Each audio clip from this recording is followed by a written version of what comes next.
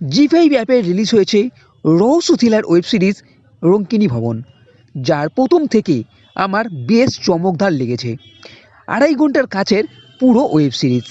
রঙ্কিনী ভবন মানে একটা সম্ভ্রান্ত পরিবারের মধ্যে ঘটা কিছু অদ্ভুত ঘটনা এই সিরিজে দেখানো হবে। তবে এর আগে এই ধরনের ওয়েব সিরিজে সাধারণত একটা পরিবারের মধ্যে কিছু ঘটনা রহস্য সামনে আসে, সেরকমই এখানেও আছে। তবে এই সিরিজ যেভাবে শুরু হচ্ছে তা জমিয়ে রাখছে, মাতিয়ে রাখছে।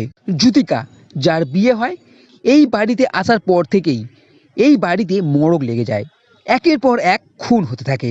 জ্যোতিকা বাড়িতে পা দিতেই তার শ্বশুর মারা যায়। জ্যোতিকাকে অপয়া মনে করা হয় এবং আরও একটা মনে করা হয় এই বাড়িতে অভিশাপ লেগেছে।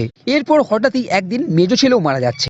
এই সিরিজের প্রথম এপিসোড থেকেই টান টান, যেটা আপনি সেকেন্ড এপিসোডেও দেখতে পাবেন।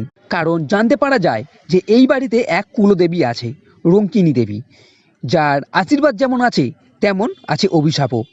এর সঙ্গে এই বাড়ির কিছু রহস্য লুকোনো আছে, কারণ এই বাড়িতে আগেও নাকি অনেকে মারা গেছে, মেজ বউ আর বড় বউ।